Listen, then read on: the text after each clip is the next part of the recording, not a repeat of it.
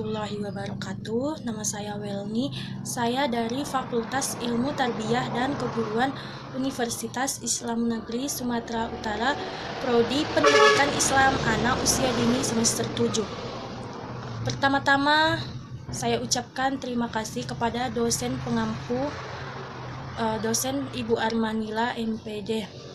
Baiklah, di sini saya akan menjelaskan hasil makalah dari kelompok kami, kelompok 8, yang berjudul Peranan dan Fungsi Kepala Sekolah sebagai Pemimpin Pendidikan di RA.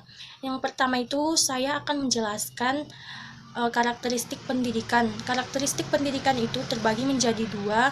Karakteristik pendidikan dalam arti sempit terdiri dari yang pertama itu pendidikan berlangsung sepanjang zaman atau lifelong education.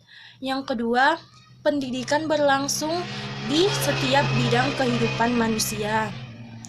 Yang ketiga, pendidikan berlangsung di segala tempat, dimanapun, dan di segala waktu kapanpun. Yang keempat, objek utama pendidikan adalah pembudayaan manusia dalam memanusiakan diri dan kehidupannya. Kemudian yang kedua, karakteristik pendidikan dalam arti luas itu terdiri dari yang pertama, pendidikan berlangsung dalam waktu terbatas. Yang kedua, pendidikan berlangsung dalam ruang terbatas. Yang ketiga, oleh karena itu, pendidikan berlangsung dalam suatu lingkungan khusus yang sengaja diciptakan menurut sistem administrasi dan manajemen tertentu. Yang keempat, isi pendidikan disusun secara sistematik dan terprogram dalam bentuk kurikulum. Yang kelima, tujuan pendidikan ditentukan oleh pihak luar atau sekolah terbatas pada pengembangan kemampuan-kemampuan tertentu. Kemudian saya akan menjelaskan bagian B, pendidikan sebagai subsistem sosial. Yang pertama, saya akan menjelaskan pengertian sistem sosial.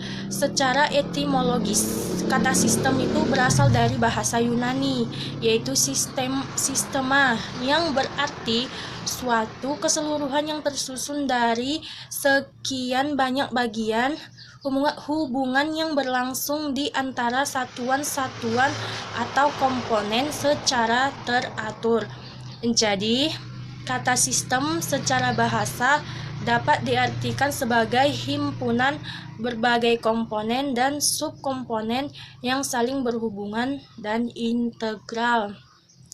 Yang kedua, saya akan menjelaskan asumsi dasar tentang sistem sosial.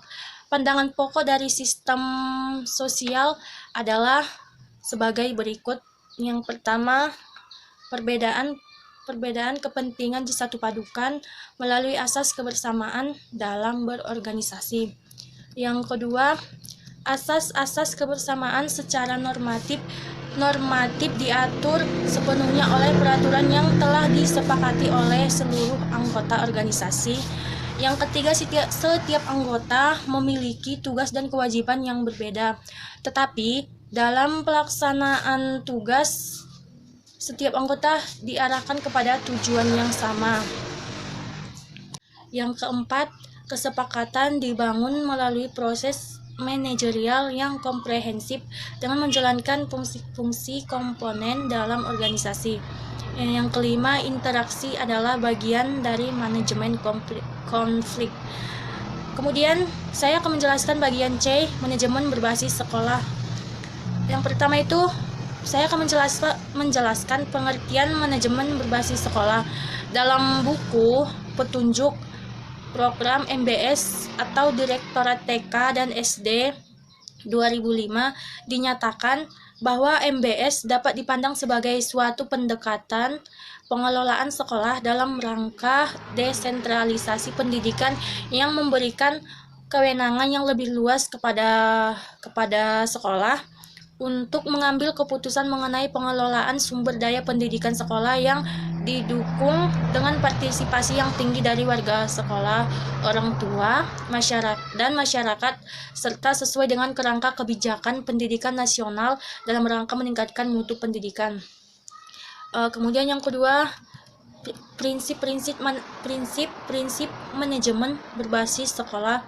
Menurut Nurholis 2003, terdapat 4 prinsip untuk mengelola sekolah dengan menggunakan MBS, yaitu yang pertama prinsip ekuifinalitas, yang kedua prinsip desentralisasi, yang ketiga prinsip pengelolaan mandiri, yang keempat prinsip inisiatif manusia.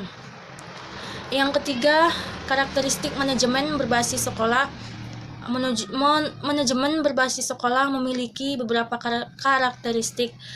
Menurut Nurholis 2003, MBS memiliki 8 karakteristik, yaitu sekolah dengan MBS memiliki misi atau cita-cita menjalankan sekolah untuk mewakili sekelompok harapan bersama.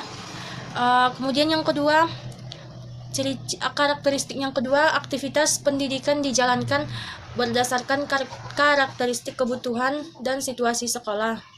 Yang ketiga, terjadinya proses perubahan strategi manajemen yang menyangkut hakikat manusia.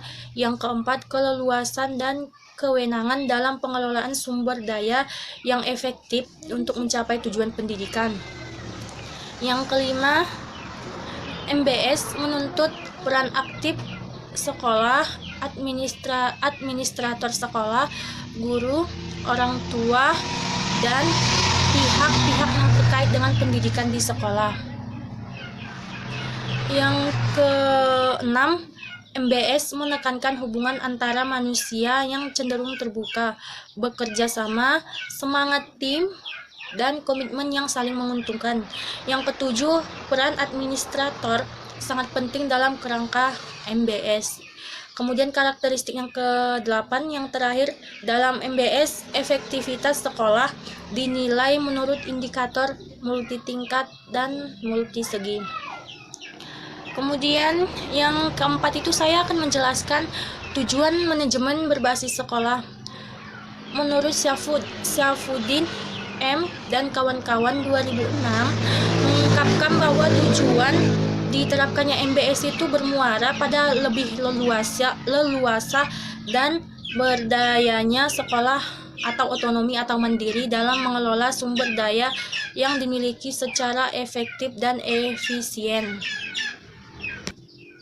serta mendorong sekolah untuk melakukan pengambilan keputusan yang tepat secara partisipatif, transparan, dan akuntabel dalam mencapai tujuan yang telah diterapkan.